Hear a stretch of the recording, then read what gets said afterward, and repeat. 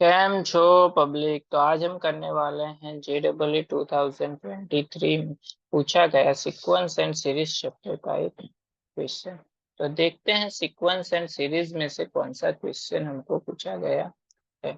तो sequence and series में से हमको क्वेश्चन पूछा गया है कुछ ऐसा। इफ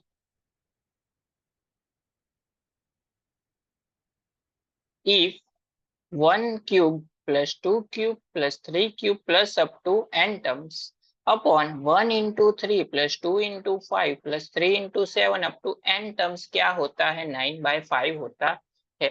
तो n की वैल्यू हमको क्या लेनी पड़ेगी यहाँ पे वो हमको फाइंड आउट करना कि n की कौन सी वैल्यू लेंगे तब हमका आंसर क्या आएगा 9/5 हमको आंसर हमारा मिलेगा।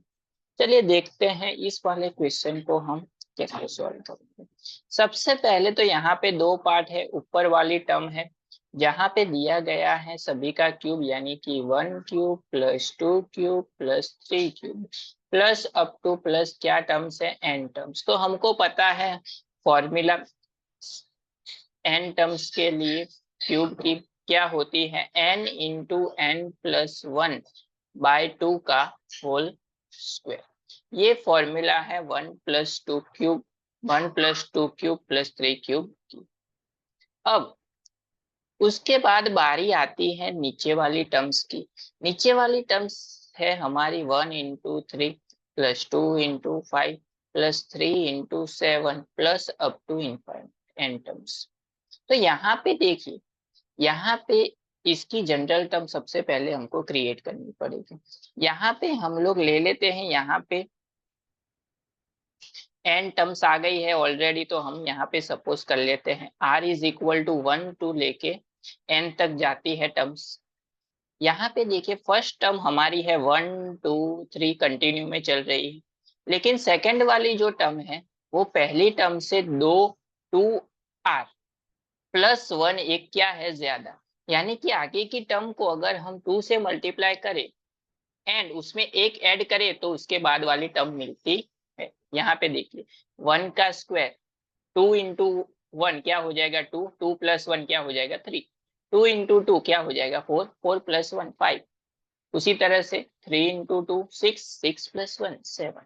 तो ये हो गया उसका जनरल फॉर्म। उसको थोड़ा सा और सिंप्लीफाई कर लेते हैं। Summation of r is equal to 1 to n r को मल्टीप्लाई कर दे अंदर तो हो जाएगा 2r² plus r।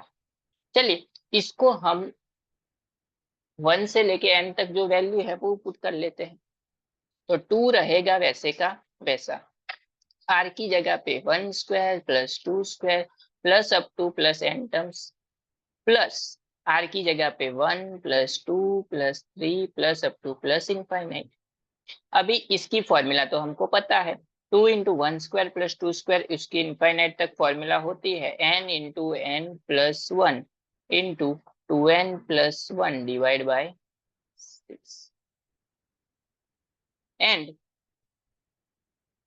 Second term है हमारी प्लस 1 2 3 अप टू इनफाइनाइट तो वो होती है n into n plus 1 divide by 2।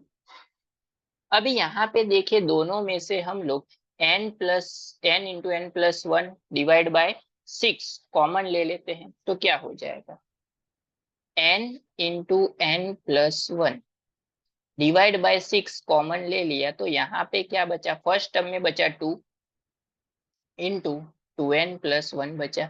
यहाँ पे 6 था नहीं तो 3 से मल्टीप्लाई करते हैं 3 से डिवाइड। तो यहाँ पे 3 से मल्टीप्लाई करेंगे तो ऊपर 3n इंटू n प्लस 1 हो जाएगा। लेकिन यहाँ पे n प्लस 1 तो हमने क्या ले लिया है कॉमन।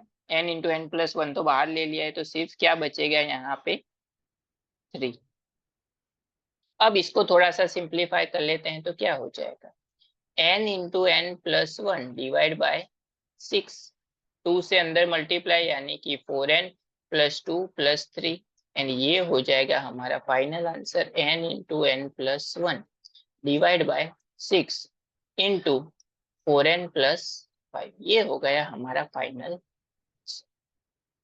अब दोनों का कर लेते हैं डिवीजन, ये वाली हो गई फर्स्ट टर्म हमारी, ये हो गई सेकंड, दोनों का कर लेते हैं डिवीजन, तो क्या हो जाएगा, चलिए देखते हैं।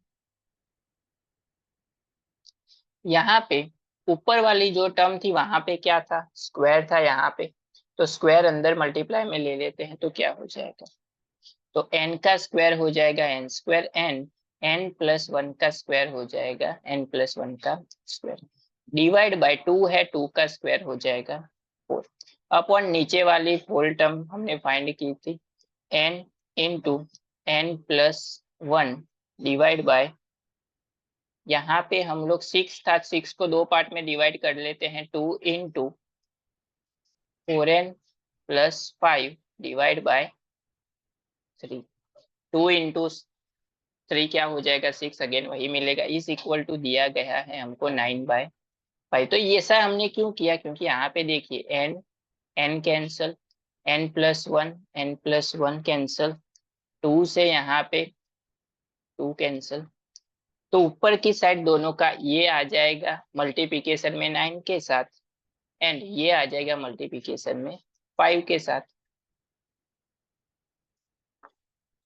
तो क्या हो जाएगा, ये पूरी टर्म्स ऊपर वाली जो है वो मल्टीप्लाई हो जाएगी 5 से, यानी कि 5n into n plus one divide by 2 is equal to ये 9 into 4n plus 5 divide by 3, 3 यहाँ पे कैंसल आउट हो जाएगा, चलिए सिंप्लीफाई कर लेते हैं, 5n मल्टीप्लाई अंदर हो जाएंगे तो क्या हो जाएगा, 5n square plus 5n is equal to, यहाँ पे 2 यहाँ पे सामने चला जाएगा तो 3 इंटू टू 6, 6 यहाँ पे मल्टीप्लाई यानी कि 6 इंटू 4 यानी कि 24n प्लस 6 इंटू 5 30, सभी को सिंप्लीफाई करके सामने की साइड यानी कि 5n square plus 5n minus 24n minus 30 is equal to 0, चलिए क्या हो जाएगा 5n स्क्वायर,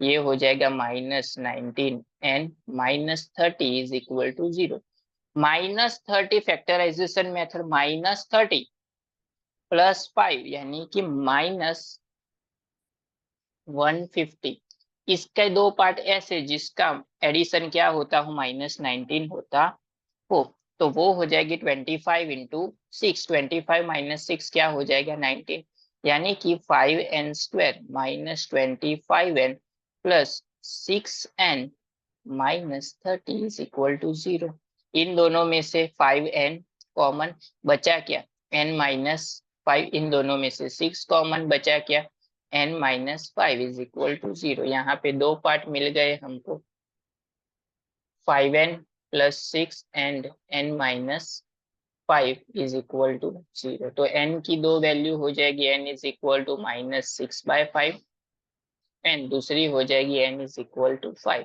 जहां पे n इज इक्वल टू -6/5 कभी पॉसिबल नहीं हो सकती, क्योंकि n की वैल्यू क्या होनी चाहिए, पॉजिटिव इंटीजर, देयरफॉर n की वैल्यू हमारा आंसर क्या हो जाएगा 5, तो हमारा आंसर हो जाएगा the value of n is equal to 5, correct option होगा। तो इस वाले क्वेश्चन में हमने क्या किया, सबसे पहले तो दो पार्ट थे हमारे, दोनों को इंडिविजुअल उनकी जनरल फॉर्मूला फाइंड की सिंप्लीफाई करके, उसके बाद सिंपली उसका डिवीजन करके सिंप्लीफाई किया तो n की वैल्यू हमको डायरेक्टली मिल गई।